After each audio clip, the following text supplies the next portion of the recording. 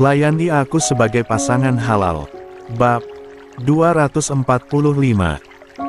Hanifah segera menundukkan kepala sebagai tanda penghormatan kepada Andra sebagai mantan ayah mertuanya, menunjukkan rasa hormat dan kesopanan di hadapan pria itu. "Papa ada di sini?" tanya Rama, dengan kening yang sedikit berkerut, mencerminkan kebingungan dan keheranan melihat keberadaan sang ayah. "Iya, Rama. Ada sesuatu yang ingin Papa bicarakan denganmu," jawab Andra, dengan suara lembut, mencoba menenangkan suasana. Rama menatap ayahnya dengan tatapan dingin, kedua matanya mulai memerah karena rasa frustasi dan kemarahan yang terpendam. "Apa tentang Mama lagi yang ingin Papa bicarakan?" Andra merasakan ketegangan di udara, tetapi dia tetap tenang dan mencoba menjelaskan situasinya dengan jujur. "Iya, Nak. Situasinya semakin buruk, Rama. Mama kamu tidak mau mengalah. Dia bahkan berdebat dengan wakil dekan untuk menuntut Hanifah dikeluarkan dari kampus ini." Kening Rama semakin berkerut, dan ekspresi wajahnya mencerminkan munculnya rasa marah dalam dirinya. "Apa alasannya Mama berkata seperti itu?" tanya Rama. Andra menghela napas panjang sebelum menjawab. "Karena aib masa lalu Hanifah yang viral di media sosial. Menurut Mama kamu, Hanifah akan merusak citra kampus ini." Rahang Rama mulai mengeras, tanda bahwa kemarahannya semakin memuncak. "Tidak. Maksudku, apa alasan Mama berkata seperti itu? Dia bukan siapa-siapa di kampus ini. Dia tidak berhak menuntut sesuatu yang sama sekali tidak ada kaitannya dengan dia dan kampus ini." Hanifah yang selama ini hanya mendengarkan dengan hati-hati, tidak bisa menahan diri untuk tidak ikut berbicara. "Maaf, Om Andra dan Prof. Rama. Saya sama sekali tidak bermaksud menciptakan masalah antara Prof. Rama dan Tante Hilya. Saya hanya ingin fokus pada studi saya. Tapi, saya memang sempat mengungkapkan perasaan saya ke Prof. Rama. Hanya saja, karena perasaan itu, bukan berarti saya ingin kembali bersama Prof. Rama." Andra melihat Hanifah dengan tatapan penuh empati. "Hanifah, saya tahu kamu tidak ingin menjadi penyebab konflik antara Rama dan mamanya.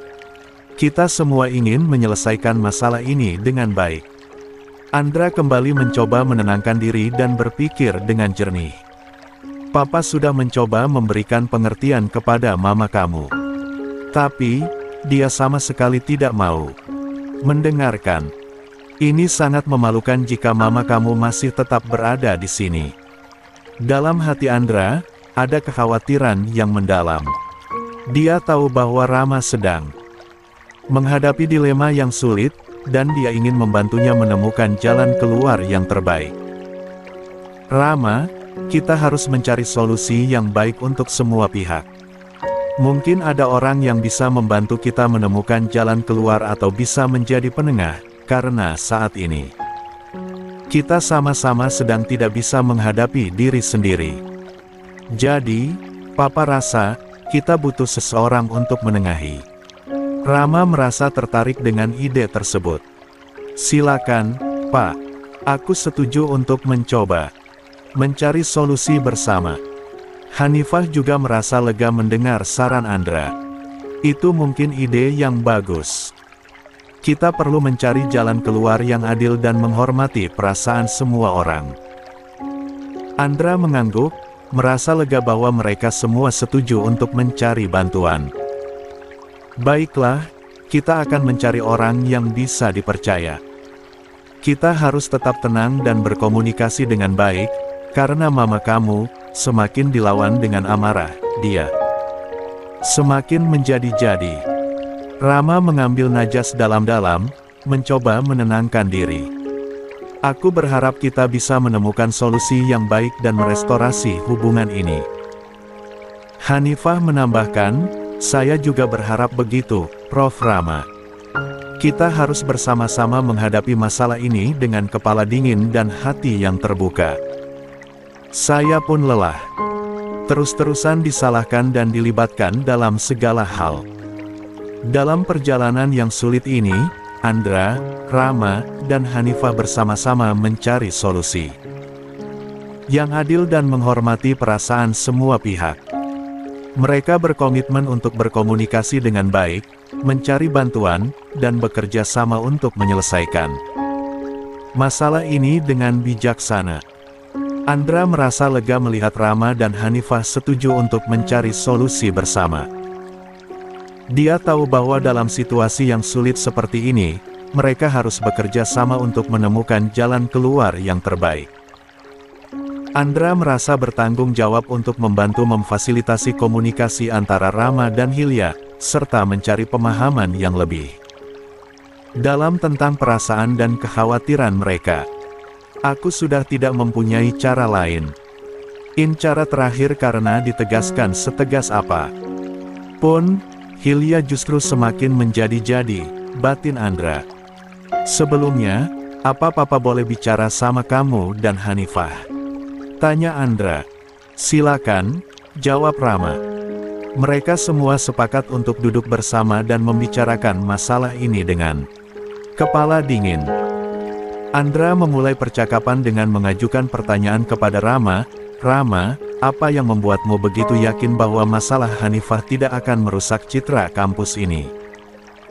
Maaf, Papa saat ini bukan ingin menuntut Hanifah dikeluarkan. Tapi, Papa juga ingin mendengar alasan dari kamu supaya alasan itu bisa Papa sampaikan kepada Mama kamu. Rama terdiam sejenak sebelum menjawab.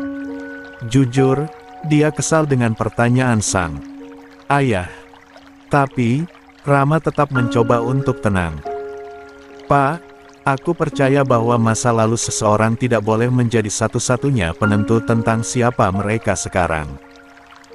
Aku dan Hanifah memiliki hubungan yang profesional di kampus ini, walaupun kami adalah mantan suami dan istri, tapi kami di sini juga sebagai dosen dan mahasiswa. Kami berdua berkomitmen untuk menjaga profesionalisme di kampus dan tidak membiarkan masalah pribadi kami mempengaruhi citra kampus ini. Satu lagi, masalah ini sudah aku atasi. Tidak ada yang perlu dikhawatirkan lagi. Sambungnya. Andra mengangguk, menghargai pendapat Rama. Dia kemudian memandang Hanifah dengan penuh pengertian. Hanifah, bagaimana perasaanmu tentang situasi ini? Bagaimana kamu ingin menghadapinya? Hanifah menarik napas dalam-dalam sebelum menjawab dengan tegas. Om, saya sepenuhnya tuntutan dari Tante Hilya terhadap saya dan saya akan mencoba untuk menghormatinya. Tapi, saya juga yakin bahwa Tante Hilya melayangkan tuntutan itu karena masalah pribadi. Maka, saya hanya meminta untuk tidak dilibatkan dalam konflik antara Prof. Rama dan Tante Hilya yang hubungannya belum membaik. Saya ingin fokus pada studi saya dan menjaga hubungan profesional dengan Prof. Rama sebagai dosen saya. Andra memahami kekhawatiran dan keputusan Hanifah. Dia menyadari bahwa Hanifah ingin menjaga jarak dan menghindari konflik yang lebih lanjut. Hanifah, saya mengerti perasaanmu. Kami akan menghormati keputusanmu dan tidak memaksamu untuk terlibat jika itu tidak sesuai dengan keinginanmu. Tetapi, kita masih perlu mencari cara untuk memediasi situasi ini dengan Hilya agar kita bisa menemukan jalan keluar yang baik. Rama menganggukkan kepala, menunjukkan pengertian dan dukungannya terhadap Hanifah. Pak, kita harus menghormati keputusan Hanifah. Aku juga tidak mau Hanifah ditekan dalam hal ini karena kita semua tidak berhak lagi melibatkan Hanifah dalam masalah pribadi keluarga. Tetapi, kita juga harus mencari cara untuk berkomunikasi dengan Mama dan mencoba membuat pemahaman bersama. Mungkin kita bisa mencari waktu yang tepat untuk duduk bersama dan mendiskusikan masalah ini dengan baik. Andra setuju dengan saran Rama. Benar, kita harus tetap tenang dan terbuka dalam percakapan dengan mama kamu. Kita harus mencoba menjelaskan dengan tenang, sambil menghormati keputusannya. Tujuan kita adalah mencari solusi yang adil dan menghormati perasaan semua pihak. Andra sudah merasa lelah. Hanya ini yang bisa dia lakukan dan inilah langkah terakhir. Di tengah obrolan mereka, Hanifah merasa kepalanya mendadak pusing lagi. Dia merasakan dunia berputar dan penglihatannya mulai kabur. Hanifah mengerjapkan kedua matanya berkali-kali sembari memijat pelipisnya, berharap pusingnya akan segera mereda. Rama melihat kekhawatiran yang terpancar dari wajah Hanifah. "Kamu kenapa?" tanya Rama dengan suara khawatir. Hanifah mencoba tersenyum, mencoba menyembunyikan ketidaknyamanannya. "Gak apa-apa. Saya sepertinya harus pergi, Prof. Saya memiliki kelas yang harus saya hadiri, elak." Hanifah dengan suara lemah. Tapi Rama tidak bisa melewatkannya begitu saja. Dia melihat bahwa Hanifah tidak baik-baik saja. "Baik, silakan. Tidak apa-apa dengan masalah ini, Hanifah. Saya bisa menanganinya. Kamu tidak perlu khawatir. Kesehatanmu lebih penting." Hanifah menganggukkan kepala dengan lemah. "Terima kasih, Prof. Maafkan saya, Om. Andra. Saya harus pergi sekarang. Assalamualaikum." Andra dan Rama saling berpandangan, merasakan kekhawatiran yang sama terhadap keadaan Hanifah. "Waalaikumsalam," jawab mereka hampir bersamaan. Hanifah pergi menjauh dari mantan ayah mertuanya, yaitu Andra, dan juga mantan suaminya, yaitu Rama. Dia merasa berat untuk meninggalkan mereka, tetapi dia sudah tidak tahan lagi merasakan pusing yang semakin parah. Hanifah melangkah masuk ke gedung kuliah. Dengan hati yang berat, mencari tempat duduk yang nyaman untuk meredakan pusing yang mengganggunya. Saat duduk, Hanifah mengambil napas dalam-dalam dan mencoba merelaksasikan pikirannya. Dia menyadari bahwa kesehatiannya dan kesejahteraannya lebih penting daripada menanggung tekanan dan kebencian yang datang dari Hilya. Hanifah memutuskan untuk memberi dirinya waktu untuk pulih dan mengatasi pusing yang dialaminya.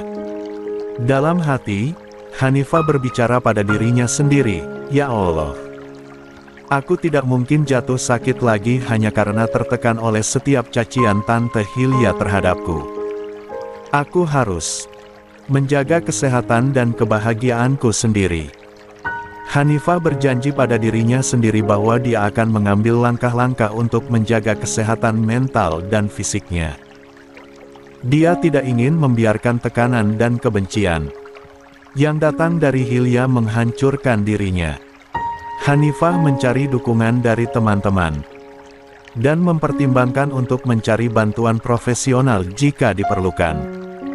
Dalam perjalanan yang sulit ini, Hanifah menyadari bahwa dia harus menjadi pelindung dan pengurus dirinya sendiri. Dia berkomitmen untuk tidak membiarkan tekanan dari luar mengendalikan hidupnya. Hanifah memulai langkah pertama untuk menemukan keseimbangan dan kebahagiaan dalam hidupnya yang baru. Hanifah merasa semakin pusing saat dia berjalan menuju kelas. Setiap langkah terasa berat, dan pandangannya mulai kabur. Dia merasakan denyut-denyut di kepalanya dan rasa sakit yang menjalar ke seluruh tubuhnya. "Kenapa aku merasa semakin pusing? Bagaimana aku bisa berjalan masuk ke kelas? Kayaknya, kelas sudah dimulai," gumam Hanifah dengan kebingungan. Dia merasa tidak mampu untuk melanjutkan perjalanan ke kelas yang sedang berlangsung. Hanifah mencoba mencari tempat untuk beristirahat sejenak. Dia menemukan sebuah bangku di dekat koridor dan duduk dengan perlahan. Tubuhnya terasa lemas, dan dia merasa kehilangan energi. "Kemana aku harus mencari pertolongan? Aku tidak mungkin pingsan di sini." Bisa-bisa, Mereka akan membuka kadarku kalau aku sampai pingsan di sini, ucap Hanifah dengan nada khawatir. Dia merasa panik karena tidak tahu apa yang sedang terjadi padanya. Hanifah mencoba mengingat apa yang dia pelajari tentang kesehatan dan tanda-tanda darurat. Dia menyadari bahwa dia perlu mencari bantuan segera. Namun, dia tidak yakin harus menghubungi siapa. Ya Allah, apa yang harus kulakukan? Tidak mungkin aku menghubungi Abah dan Umi. Mereka pasti akan marah kepada Tante Hilya yang kembali mengutarakan kebenciannya padaku di sini, gumam Hanifah dengan kekhawatiran yang semakin memuncak. Hanifah terus mencoba berjalan, meskipun tubuhnya semakin lemah. Tiba-tiba, dia merasakan pusing yang semakin parah dan merosot ke dinding pembatas lantai. Kedua, matanya terpejam, dan dia merasakan dadanya terasa sesak. Astagfirullah. Gak. Aku gak boleh pingsan di sini. Hanifah bersandar di dinding sembari mengusap dadanya dengan penuh kecemasan. Dia mencoba mengumpulkan kekuatannya untuk tetap sadar, berharap ada seseorang yang melihat keadaannya dan memberikan pertolongan. Hanifah merasa semakin putus asa saat tubuhnya semakin lemah dan tidak ada seorang pun yang datang untuk membantunya. Dia terus bersandar di dinding, mencoba menenangkan dirinya sendiri meskipun dalam keadaan yang sulit.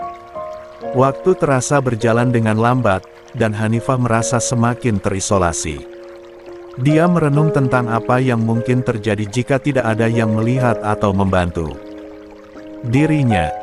Kekhawatiran dan kepanikan semakin memenuhi pikirannya. Namun, tiba-tiba, suara langkah kaki mendekat membuat Hanifah mengangkat kepalanya. Najwa dan Shirley, sahabat terdekat Hanifah, tiba di tempat kejadian. Wajah mereka penuh kekhawatiran saat mereka melihat kondisi Hanifah. Hanifah, apa yang terjadi?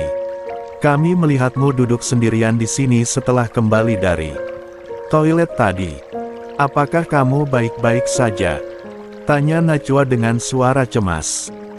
Hanifah mencoba tersenyum meskipun dalam keadaan yang sulit.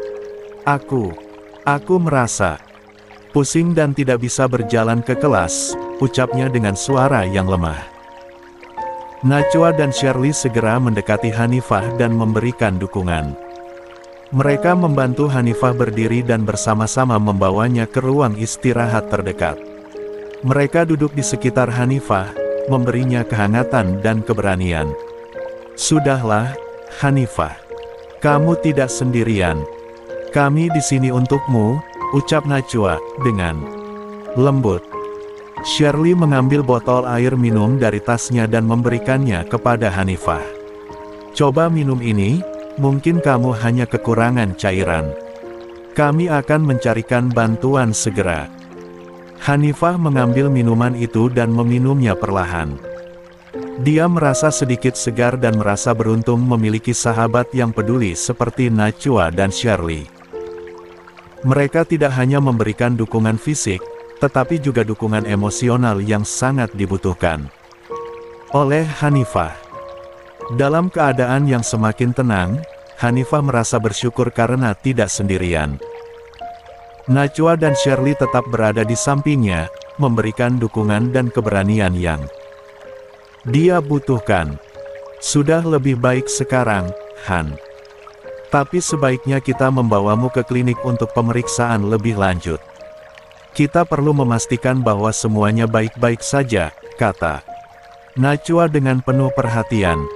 Shirley mengangguk setuju. Iya, Han.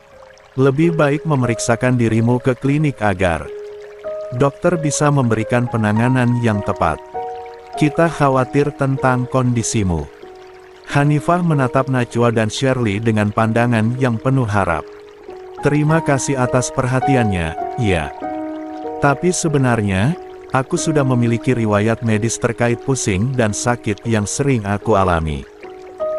Dokter sudah memberikan penjelasan bahwa itu disebabkan oleh migrain dan stres. Aku sudah tahu bagaimana cara mengatasinya. Najwa dan Shirley saling pandang, masih merasa khawatir dengan kondisi Hanifah. Mereka ingin memastikan bahwa Hanifah benar-benar dalam keadaan yang baik-baik saja.